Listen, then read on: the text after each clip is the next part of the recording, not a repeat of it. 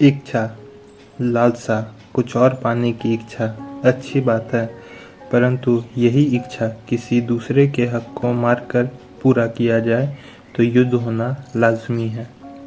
और जब यही इच्छा, लालसा पूरे देश और समाज में फैल जाए तो विश्व युद्ध होना अनिवार्य है। नमस्कार दोस्तों, मैं अंकित कुमार नॉलेज वर्ल्ड की इस नई वीडियो सीरीज़ में आप सभी का स्वागत करता हूं। इस वीडियो सीरीज़ में हम सब बात करेंगे विश्व युद्ध, वर्ल्ड वॉर के बारे में। यह वीडियो कई पार्ट्स में होंगे, तो आइए शुरू करते हैं। हम लोग छोटे बड़े हर तथ्यों पर चर्चा करेंगे। मिलते हैं हमारे छोटे से इंट्रो के बाद। उसके बाद हम लोग विस्तार पूर्वक इसके ऊपर चर्चा करेंगे। धन्यवाद।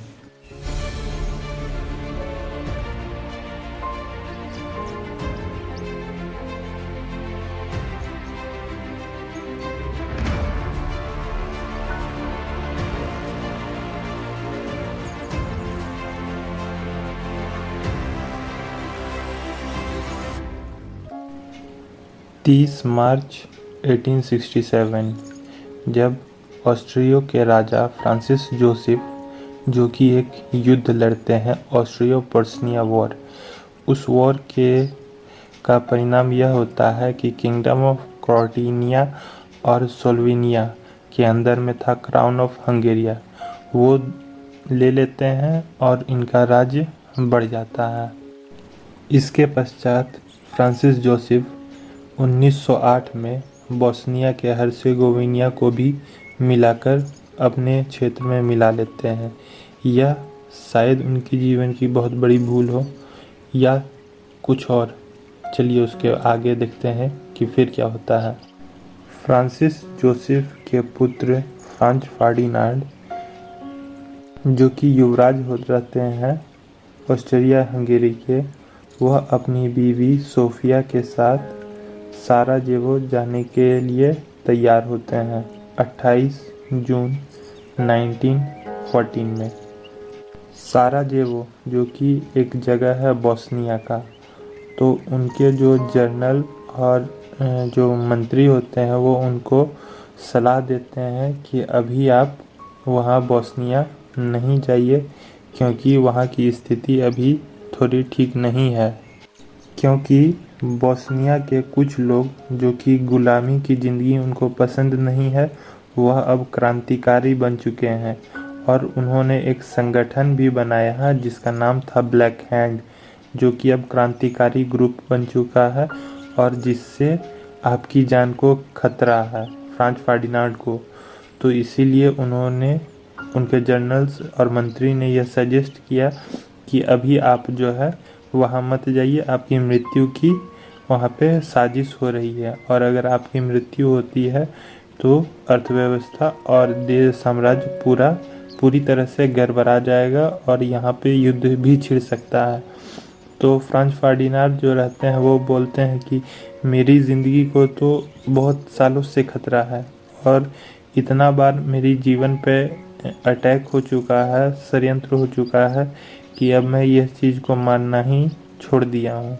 इसलिए वह भगवान भरोसे ही चले जाते हैं अपने क्षेत्र में, क्योंकि वो बोलते हैं कि जब मेरे क्षेत्र में मैं ही नहीं स्वतंत्रता पूर्वक घूम सकूंगा तो ऐसा राज्य रहने से क्या फ़ायदा।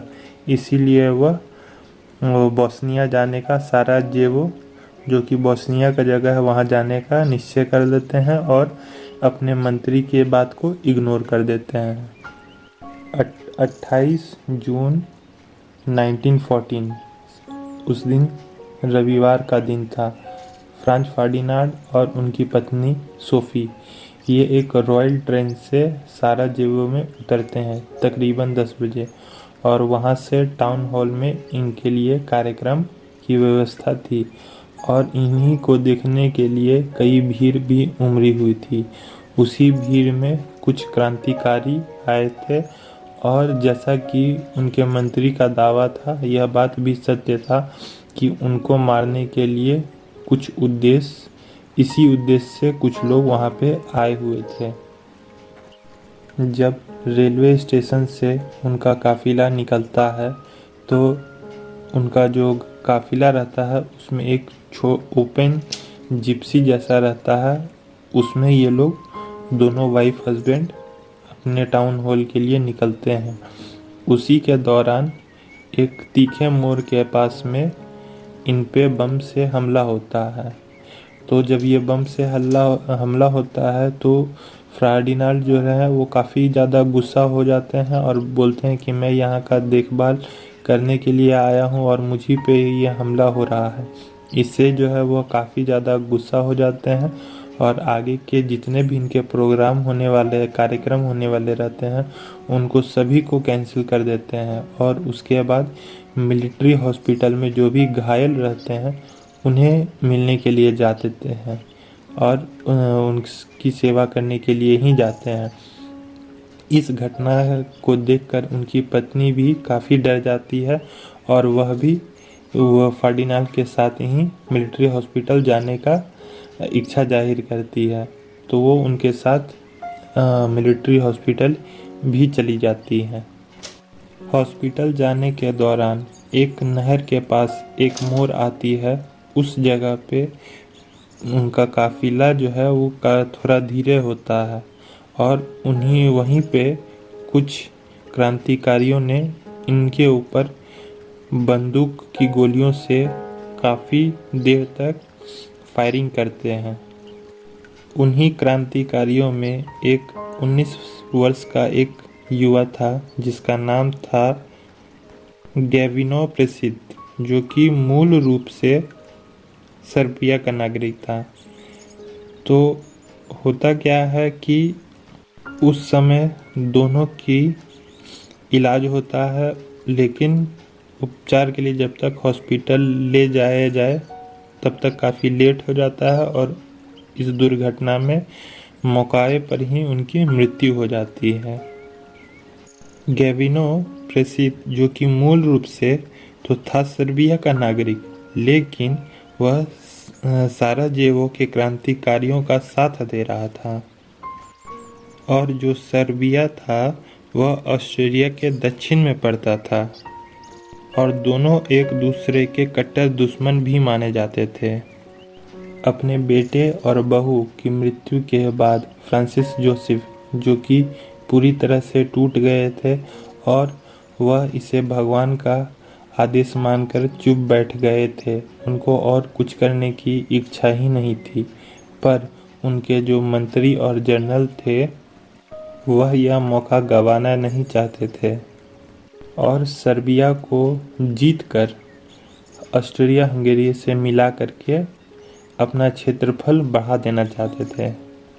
अब 23 जुलाई 1914 को ऑस्ट्रिया हंगेरी जो थे वो सर्बिया को एक प्रस्ताव पत्र देते हैं शांति दूत के साथ में और कुछ शर्त रखते हैं कि अगर आप यह शर्त को मानते हैं तो हम लोग आप पे आक्रमण नहीं करेंगे।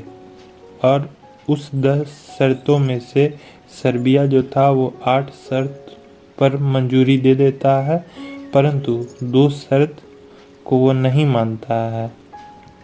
तो उसका परिणाम यह होता है कि वह तो सिर्फ एक संधि जो था वो तो सिर्फ एक दिखावा था। तो वो 8 शर्त के साथ भी खुश रह सकते थे, लेकिन उन्हें तो युद्ध करना था ऑस्ट्रिया हंगेरी को, तो वह अपना युद्ध के लिए घोषणा कर देते हैं। और इसका शुरुआत 28 जुलाई 1914 को सर्बिया के उत्तर पश्चिम भाग में ये लोग आक्रमण की घोषणा कर देते हैं ऑस्ट्रिया हंगेरी के। अभी तो ये 2 देश का आपसी युद्ध था, अभी पूरे विश्व इसमें इन्वॉल्व नहीं हुआ था। तो यह युद्ध धीरे धीरे पूरे विश्व में किस तरह फैलता है इसके बारे में अब हम लोग चर्चा करेंगे आने वाले वीडियो में कि वो क्या मुख्यतः कारण थी जिस कारण से 2 आपसी देशों का युद्ध पूरे विश्व को इसका हर्जाना भुगतना पड़ता है। धन्यवाद।